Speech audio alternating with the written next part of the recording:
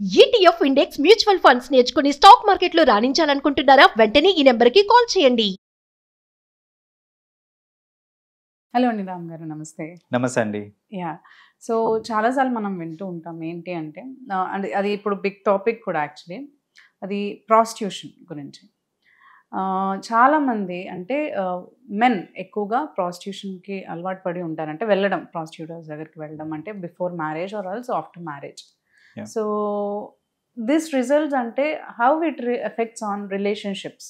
ఇప్పుడు ప్రాస్టిట్యూషన్స్ దగ్గరికి అలవాటు పడిన వాళ్ళు కానీ, అడిక్ట్ అయిన వాళ్ళు కానీ, how that effects on before or after marriage, వాళ్ళ రిలేషన్షిప్ని ఎలా వాళ్ళకి ఎఫెక్ట్ అవుతుందని అంటారు? సో డెఫినెట్గా నెగిటివ్ ఇంపాక్ట్ అనేది ఉంటుందండి.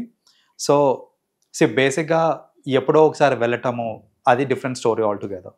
బట్ ఇప్పుడు వీఆర్ టాకింగ్ అబౌట్ అడిక్షన్, అంటే ప్రాస్టిట్యూషన్కి, అంటే ప్రాస్టిట్యూట్స్ దగ్గరికి వెళ్ళే ఒక అడిక్షన్. బిఫోర్ వాళ్ళు ఎలాగో వెళ్తుంటారు, అది continuous after marriage also. Right. I've seen a lot of such cases. So బేసిక్గా అలాంటి వాళ్ళు ఎవరైతే they get addicted to going to prostitutes, వాళ్ళకి వచ్చే మేజర్ ప్రాబ్లమ్స్ ఏంటంటే, ఫస్ట్ అండ్ ఫార్మోస్ట్ ఏంటంటే they will not have a proper connection with their spouse అండి. ఆ రిలేషన్షిప్ స్ట్రాంగ్గా ఉండదు స్పౌస్ తోటి. ఎందుకంటే ఇప్పుడు చూడండి, జనరల్గా ఒక వైఫ్ అండ్ హస్బెండ్ మధ్యన ఈ రొమాన్స్ అనేది, లేకపోతే ఈ సెక్షువల్ యాక్ట్ అనేది, ఇదేంటంటే ఈ ఇంటిమసీ ఇవన్నీ ఉండడం వల్ల ఏంటంటే రిలేషన్షిప్ అనేది స్ట్రాంగ్ అవుతుంది. When they are inter dependent on each other for it. ఇక్కడ ఒక ప్రాస్టిట్యూట్ తోటి, లేకపోతే అదర్ ప్రాస్టిట్యూట్స్ తోటి రెగ్యులర్గా వెళ్తున్నారు అనుకుంటే, ఒక అబ్బాయి కనుక అలా వెళ్తున్నాడు అని అంటే కనుక ఆ ఇంటిమసీ ఇప్పుడు వాళ్ళల్లో తినొకటి అన్నట్టు అయిపోతుంది తప్ప you are no special for me, right? So ఇప్పుడు నా వైఫ్ నాకు స్పెషల్ ఈ విషయంలో అని చెప్పడానికి లేకుండా పోయింది ఇక్కడ. ఎందుకనంటే I go to market, I have lot of people, right? So అక్కడ ఏమవుతుందంటే ఆ పర్సనల్ కనెక్ట్ అనేది రాకపోవచ్చు. That is one most important drawback. అంటే ఇప్పుడు ఈ wife and husband physical relationship మీద కూడా అది ఎఫెక్ట్ చూపిస్తుంది కదా? ఖచ్చితంగా చూపిస్తుంది. ఎందుకంటే వాళ్ళ మధ్యలో ఫస్ట్ ఆఫ్ ఆల్ ఫ్రీక్వెన్సీ అనేది కూడా తగ్గిపోతుంది, రైట్? ఇప్పుడు ఎంత ఫ్రీక్వెంట్ గా they have the physical intimacy అనేది కూడా తగ్గిపోతూ ఉంటుంది. సో తగ్గినప్పుడు ఆబ్వియస్లీ రిలేషన్షిప్స్ అనేది పాడైపోతుంటాయి. That is one thing. Second ఏంటంటే ఈ ఇలా ప్రాస్టిట్యూషన్కి అలవాటు పడిపోయిన వాళ్ళు ఏంటంటే they have certain expectations, right?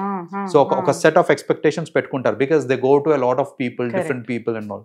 ఇప్పుడు suddenly when they go to their wife and ఆమె సరిగ్గా పర్ఫార్మ్ చేయట్లేదు, లేకపోతే ఇట్స్ నాట్ దాట్ ప్లెజరబుల్ అనుకోండి, ఆబ్వియస్లీ మళ్ళీ రిలేషన్షిప్ అనేది దెబ్బతింటుంది. వాళ్ళు అక్కడ ఒకవేళ షైగా ఫీల్ అయినా కానీ కొన్ని వాటికి ఇలా ఎక్స్పెక్టేషన్స్ కి మ్యాచ్ అవ్వకపోతే అక్కడ రిలేషన్షిప్ మేబీ బ్రేక్ ఆబ్వియస్లీ. ఎందుకంటే initially obviously they will not open up కాబట్టి, వైఫ్స్ జనరల్గా ఓపెన్ అప్ అవ్వరు కాబట్టి ఏంటంటే కోరిలేషన్ వచ్చేస్తుంటుంది. ఏంటి సరిగ్గా చేయట్లేదు, లేకపోతే షీఈ్ నాట్ సాటిస్ఫైయింగ్ అనేసి ఒక కైండ్ ఆఫ్ ఇది వచ్చేస్తుంది, ఫీలింగ్ వచ్చేస్తుంది అన్నమాట, right? So that is another thing which is going to be problematic. And most important ఏంటంటే సెక్షువలీ ట్రాన్స్మిటెడ్ డిసీజెస్ అండి. Like when they go to a lot of people, జనరల్గా వేరే కంట్రీస్లో చూసుకుంటే there are few countries where prostitution is legalized. వాళ్ళకి legalize అయినప్పుడు వాళ్ళు ఏంటంటే ప్రతి మంత్ టెస్ట్లు చేయించుకొని గవర్నమెంట్ ఒక సర్టిఫికేట్ ప్రొవైడ్ చేస్తుంది.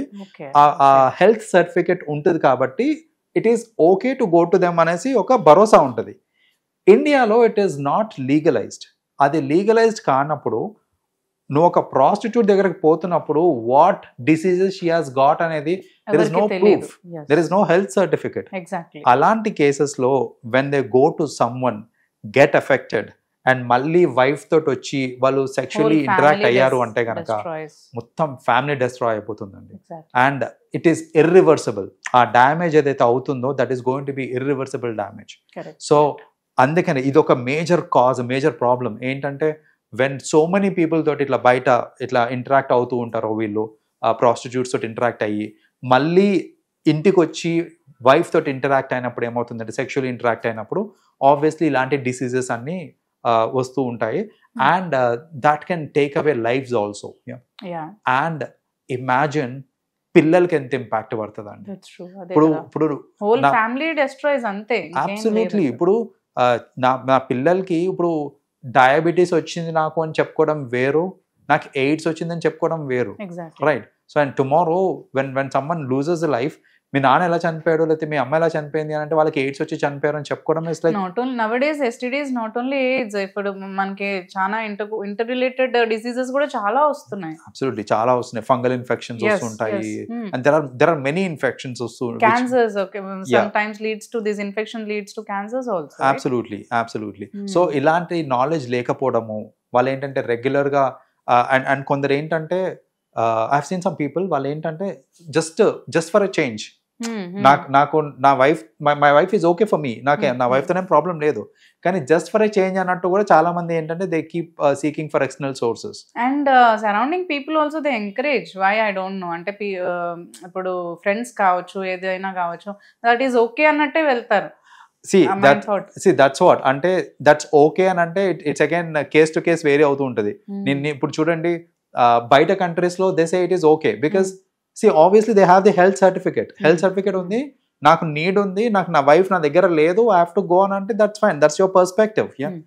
కానీ హెల్త్ సర్టిఫికేట్ లేకుండా ఒక అన్ఆర్గనైజ్డ్ అంటే this is not a legalise thing in India.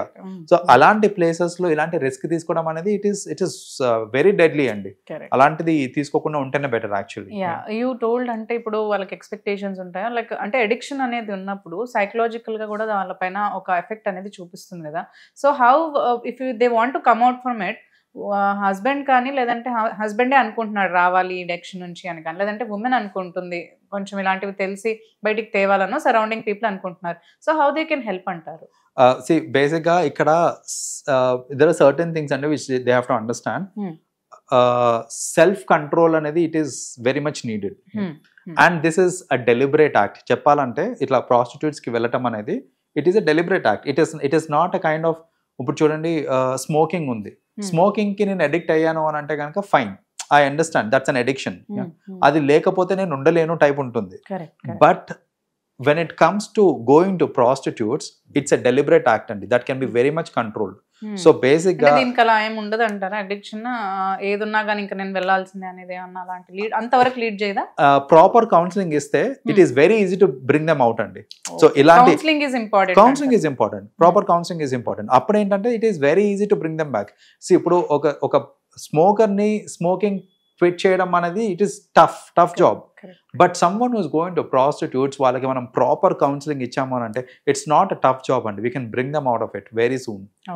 So ఇట్లాంటి వాళ్ళకి ఏంటంటే జనరల్ గా కౌన్సిలింగ్ సెషన్స్ అవి అటెండ్ అవుతాయి కనుక they'll be able to come out. Yes, absolutely. So healthy relationship అనేది ఫార్మ్ అవడానికి హెల్ప్ అవుతుంది. Yes, you know, families కూడా బాగుపడతాయి and then we'll be able to save a lot of people from future consequences. Exactly. Yeah. Thank you, Andy. Thanks, Ram Garu, for sharing all the information with us. You're welcome, Andy.